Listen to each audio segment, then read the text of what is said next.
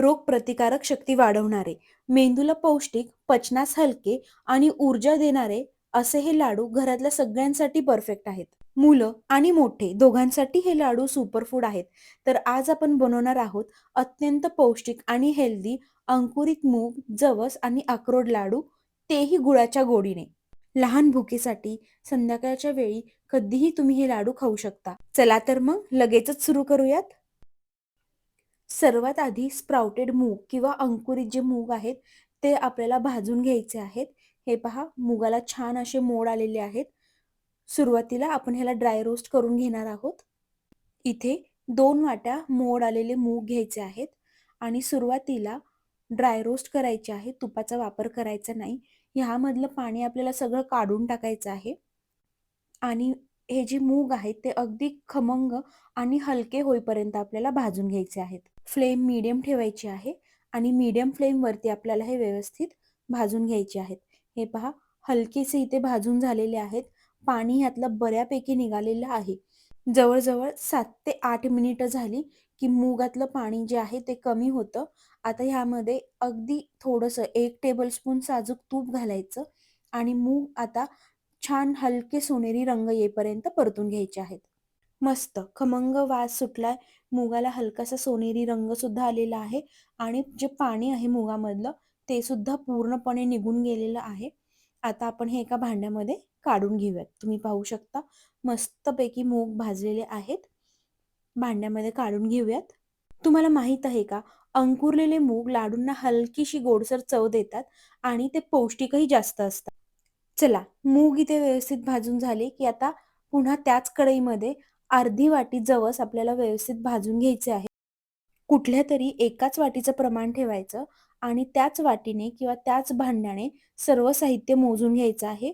2 वाटी आपण अंकुरलेले मूग वापरले आहेत आणि अर्धी वाटी जवस. जवसही इथे व्यवस्थित खमंग भाजून घ्यायचे आहेत. महिलांमधील हार्मोनल बॅलन्ससाठी जवस विशेष फायदेशीर आहेत. चला, जवसही इथे व्यवस्थित भाजून झालेले आहेत. आता जवसही भांड्यामध्ये काढून घेऊयात. तुम्हाला माहीत आहे का, अंकुरित मुगामधील व्हिटॅमिन सी आणि प्रथिने रोगप्रतिकारक शक्ती वाढवतात. तसेच अंकुरलेले मूग पोटाला पचायला हलकेही असतात. या लाडूंमध्ये हाय प्रोटीन आहे, हाय फायबर आहे आणि पूर्ण नॅचरल स्वीटनेस आहे. इम्युनिटी वाढवतात, ब्रेन हेल्थ इम्प्रूव्ह करतात आणि डायजेशन सुद्धा एकदम मस्त ठेवतात. आता जवस भाजून झाले की पुन्हा त्याच कढईमध्ये 1 वाटी आपल्याला घालायचे आहेत अक्रोड. अक्रोडचे बारीक तुकडे करून घ्यायचे, बारीक काप करायचे आणि अक्रोड आपल्याला फार भाजायचे नाहीयेत. अगदी एखाद मिनिटभर भाजायचेत. अक्रोड जर जास्त भाजले तर कधी-कधी ते कडवट चव देतात.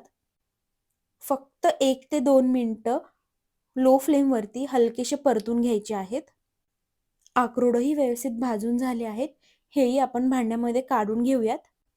तशी सांगायची गरज नाही, पण अक्रोड हे बुद्धिवर्धक आहे. अक्रोडमधील ओमेगा 3 मेंदूची शक्ती वाढवते आणि मुलांसाठी तर हे खास उपयुक्त आहे.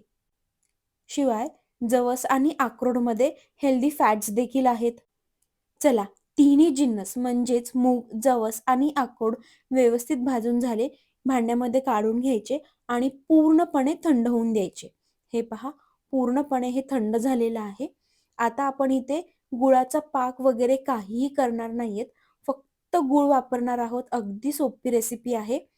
आता हे सर्व मिक्सरच्या भांड्यामध्ये घालून आपल्याला वाटून घ्यायचं आहे. थोडंसं हे भाजलेलं साहित्य घालायचं, थोडासा गूळ घालायचा आणि मिक्सरवरती हे फिरवून घ्यायचं. थंडी आहे आणि थंडी म्हटलं की भूक जास्ती लागते आणि त्यातली त्यात मुलांना म्हटलं की काय वरण नेहमी द्यायचं हा प्रश्न पडतो.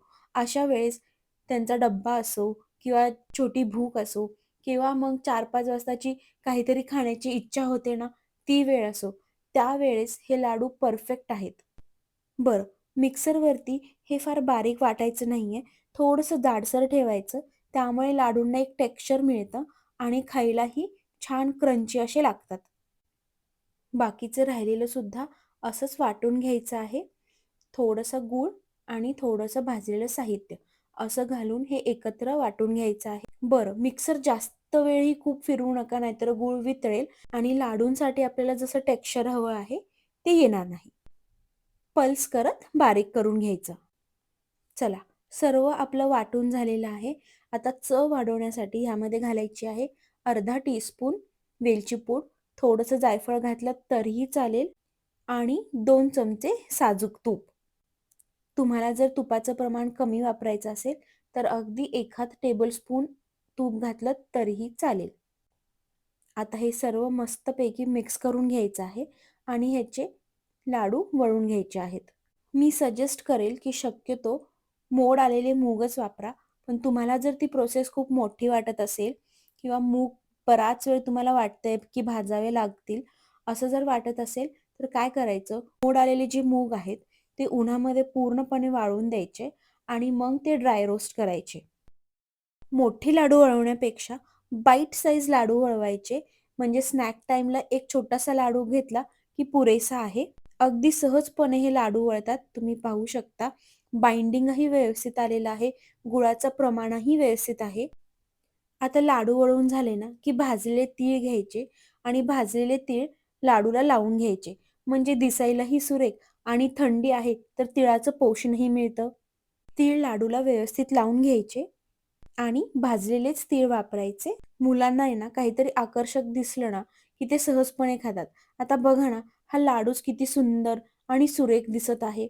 लहान मुलं अगदी आवडीने हा लाडू खातील, म्हणजे पोषणचं पोषण आणि आयांचा त्रासही कमी. हे बघा, सगळे लाडू मी हे बाईट साईज आकाराचे वळून घेतले आहेत आणि हे लाडू राहिलेच तर महिनाभर आरामात टिकतात.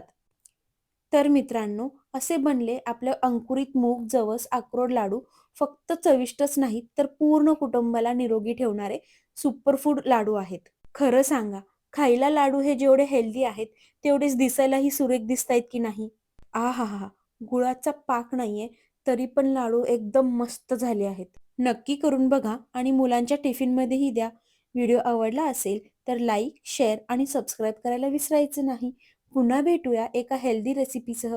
तोपर्यंत हे लाडू बनवा, खा आणि कसे वाटले ते मला कमेंटमध्ये नक्की सांगा. बाय.